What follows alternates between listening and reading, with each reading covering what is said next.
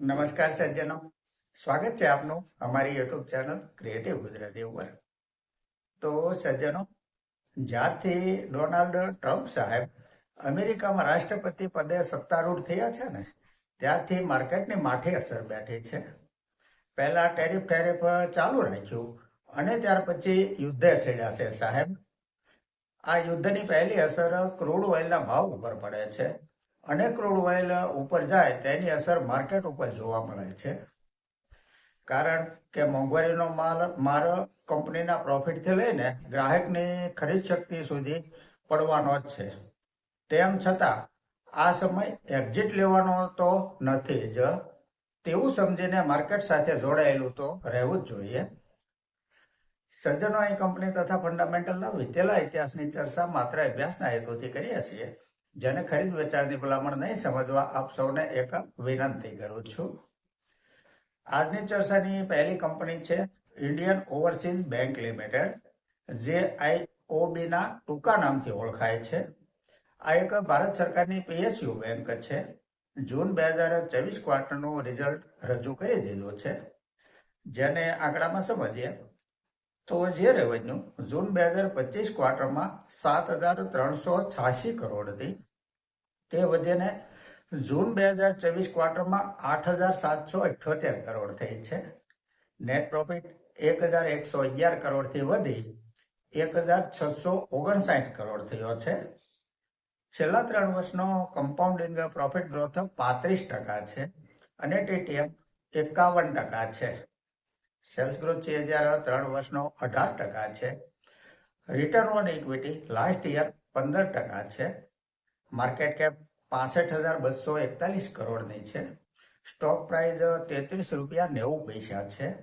Stock double ડિજિટમાં trade કરી રહ્યો છે. એક રિટેલરને અનુકૂળ આવે તેવી કંપની છે. પી રેશિયો 11 છે. ROCE 6% છે. ROE 15% છે. શેર હોલ્ડિંગ પેટર્ન જોઈએ તો પ્રમોટર હોલ્ડિંગ 92.44% છે. FII પાસે 0.47% હોલ્ડિંગ છે. DIIનું હોલ્ડિંગ 4.29% છે અને પબ્લિકનું હોલ્ડિંગ 2.80% છે. આ એક પ્રોફિટેબલ કંપની છે. આગળની કંપની છે NBCC. ભારત સરકારની આ એક construction and real estate company છે. જેનું ફંડામેન્ટલ જોઈએ તો જે સેલ્સ માર્ચ 2025 ક્વાર્ટરમાં 4,644 કરોડનું હતું તે 4,560 કરોડ એટલે કે સેલ્સમાં નજીવો ઘટાડો થયો છે. પરંતુ નેટ પ્રોફિટ જે 183 કરોડ હતો તે ત્યાંથી વધીને 256 કરોડ થયો છે. છેલ્લા 3 વર્ષનો કમ્પાઉન્ડિંગ પ્રોફિટ ગ્રોથ 20% છે. સેલ્સ ગ્રોથ CAGR 3 વર્ષનો 13% છે. સ્ટોક પ્રાઇસ CAGR 3 વર્ષનો 49% છે. બેલેન્સ શીટ જોઈએ તો બોરોવિંગ 0 છે. રિઝર્વ કંપની પાસે 2,747 કરોડનું છે.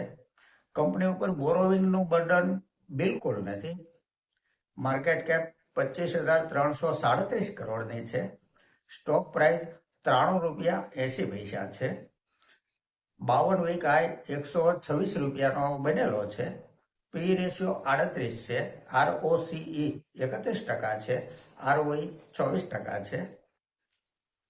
ડિવિડન્ડ yield 0.71% છે. શેર હોલ્ડિંગ પેટર્ન જોઈએ તો પ્રમોટર હોલ્ડિંગ 61.75% છે.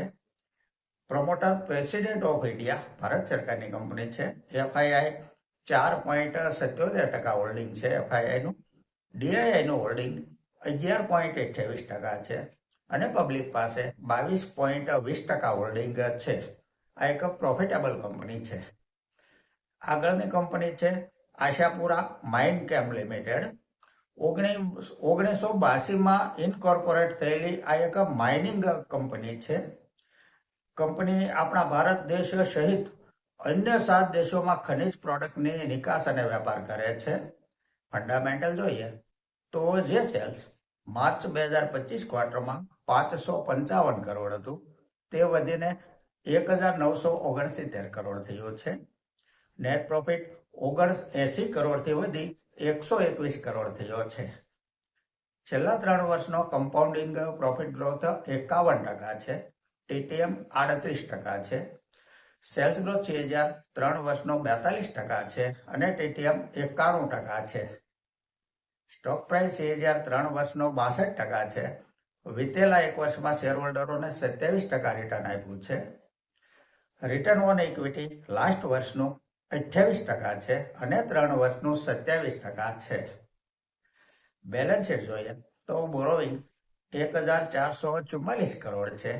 સામે રિઝર્વ કંપની પાસે 1730 કરોડ છે. માર્કેટ કેપ 6659 કરોડની છે. આ એક સ્મોલ કેપ કંપની છે. સ્ટોક પ્રાઇસ 697 રૂપિયા છે. 52 વીક હાઈ 925 રૂપિયા સુધી બનેલો છે. પી રેશિયો 16.40 છે. ROCE 20.70% છે. ROE 28% છે. ડિવિડન્ડ yield 0.14% છે. ફેસ વેલ્યુ 2 રૂપિયા છે. શેર હોલ્ડિંગ પેટર્ન જોઈએ તો પ્રમોટર હોલ્ડિંગ 48% છે.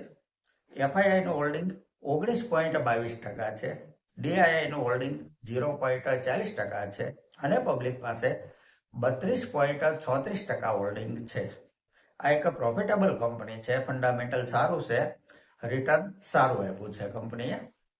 આગળની કંપની છે કેમ ઇન્ડિયા પ્રોજેક્ટ્સ લિમિટેડ. કન્સ્ટ્રક્શન તથા ઇન્ફ્રાસ્ટ્રક્ચરનો બિઝનેસ કરતી આ કંપનીનું ફંડામેન્ટલ જોઈએ તો જે સેલ્સ માર્ચ 2025 ક્વાર્ટરમાં 2532 કરોડ હતું તે વધીને 2973 કરોડ થયું છે. નેટ પ્રોફિટ 113 કરોડથી વધી 242 કરોડ થયો છે. Year to year net profit જોઈએ તો 125 કરોડથી 274 કરોડ, ત્યાંથી 373 કરોડ થઈ અને 598 કરોડ થયો છે. પ્રોફિટનો ગ્રાફ સતત અપટ્રેન્ડમાં જઈ રહ્યો છે. છેલ્લા 3 વર્ષનો કમ્પાઉન્ડિંગ પ્રોફિટ ગ્રોથ 68% છે. સેલ્સ ગ્રોથ 3 વર્ષનો 25% છે. સ્ટોક પ્રાઇસ 3 વર્ષનો 101% છે. 5 વર્ષનો સ્ટોક પ્રાઇસ 76% છે અને વિતેલા 1 વર્ષનું રિટર્ન 87% આપેલું છે. બેલેન્સ શીટ જોઈએ તો બોરોવિંગ 1001 કરોડ છે. રિઝર્વ કંપની પાસે 2382 કરોડનું છે.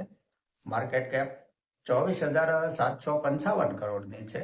સ્ટોક પ્રાઇસ 1441 રૂપિયા છે. 52 વીક હાઈ 1650 રૂપિયાનો બનેલો છે. પી રેશિયો 42 છે. ROCE 32.80% છે. ROE 27.80% છે. ડિવિડન્ડ yield 0.21% છે. ફેસ વેલ્યુ 1 રૂપિયો છે.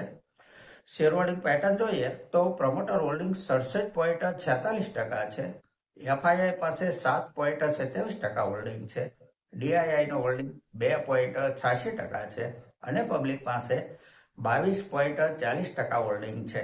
આ એક સારા ફંડામેન્ટલ વાળી પ્રોફિટેબલ કંપની છે. તારીખ 28 જુલાઈએ જૂન ક્વાર્ટરનું રિઝલ્ટ આવવાનું છે.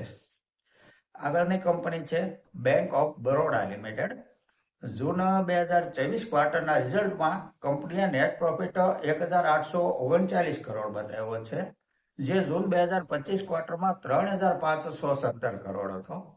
પહેલી નજરે એવું સમજાય કે નેટ પ્રોફિટમાં મોટો ઘટાડો આવ્યો છે, પરંતુ જૂન 2025 ક્વાર્ટરના નેટ પ્રોફિટમાં 5538 કરોડની અધર ઇન્કમ સામેલ હતી, જે જૂન 24 ક્વાર્ટરમાં 552 કરોડની અધર ઇન્કમ સામેલ છે. બાકી રેવન્યુમાં તો વધારો થયો છે, એક્સપેન્સમાં વધારો થયો નથી, પરંતુ અધર ઇન્કમને લઈને થોડી ડામાડોળ સ્થિતિ સર્જાણી છે. હવે આપણે જોઈએ કે સોમવારે માર્કેટ આ આંકડાને કઈ રીતે મૂલવે છે. તો સજ્જનો, આ સાથે આજની આ ચર્ચા અહીં પૂરી કરીએ છીએ. જો આપને આજની આ ચર્ચા પસંદ આવી હોય તો લાઈક કરજો, શેર કરજો, મારી ચેનલને સબસ્ક્રાઈબ કરજો. નમસ્કાર.